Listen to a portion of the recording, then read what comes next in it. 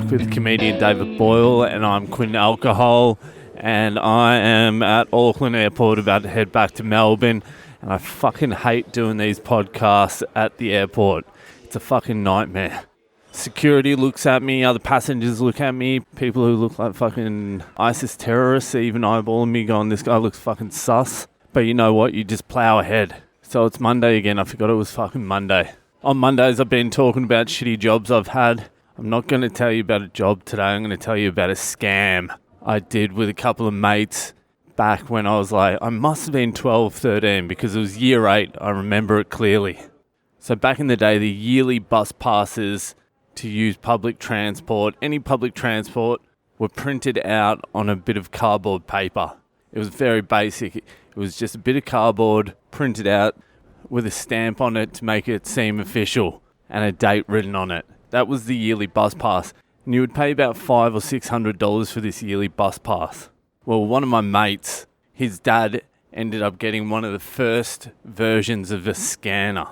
I think it was the first version of a scanner because I'd never even heard of a fucking scanner before. None of us even had computers back then, let alone a fucking scanner. It was pre-phones, it was pre-internet, it was pre-fucking technology pretty much. So my mate, who was a real dodgy fucker, he learned how to scan and use a computer.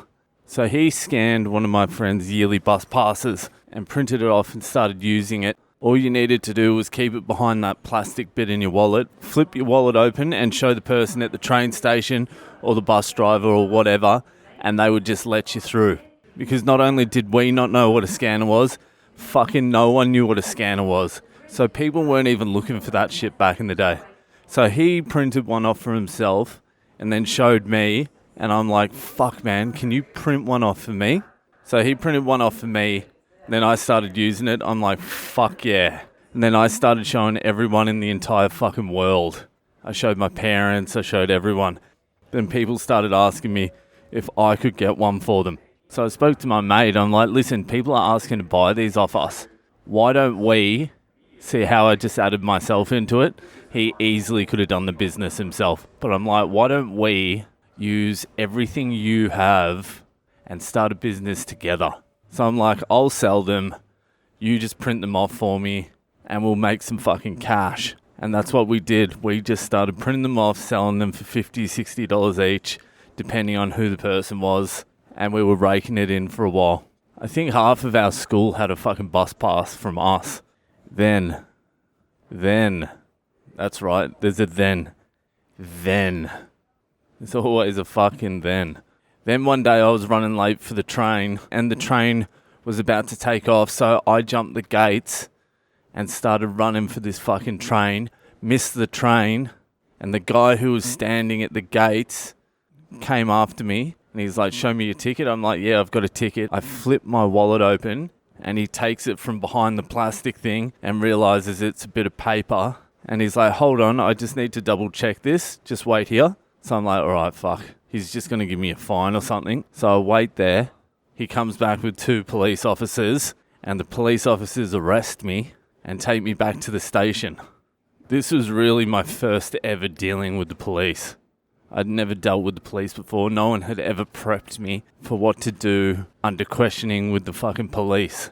So I get taken in for questioning. They're like, you need a lawyer or a guardian present. And I'm like, I don't want anyone. I don't want my mum to know. And I don't have a fucking lawyer. So anyway, they make me call my mum.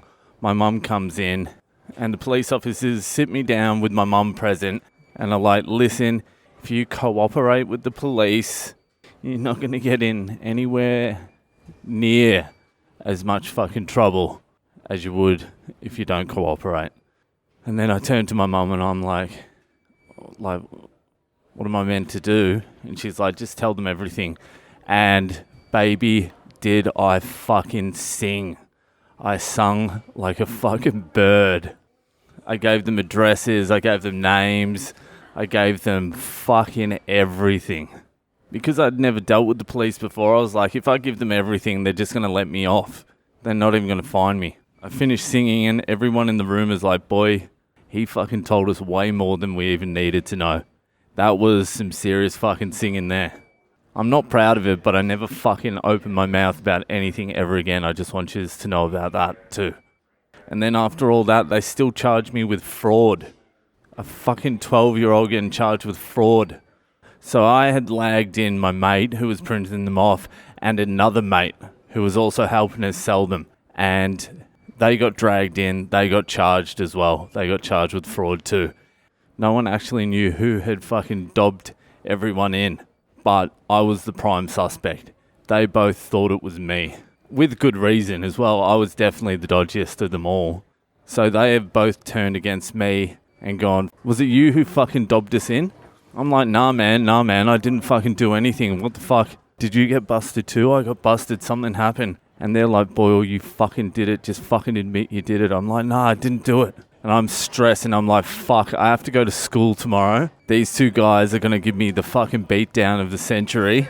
I've got to come up with a fucking plan now. Got to come up with a plan to weasel out of this shit. So I walk into school and luckily the tougher dude came up to me first. And the only game I could play was, did you fucking dob me in? So I start saying, did you fucking dob me in? I fucking got into the police station and they fucking knew everything about me. They knew my name, address. I was a convincing liar. I lied so convincingly. He started believing me. Then I was like, well, if it wasn't you, it must have been fucking him. I won't say his real name. It must have been fucking Greg. It must have been fucking Greg. Greg's the one who fucking did it. He's a fucking pussy. If the cops came to him, he would have fucking sung like a bird. I know it.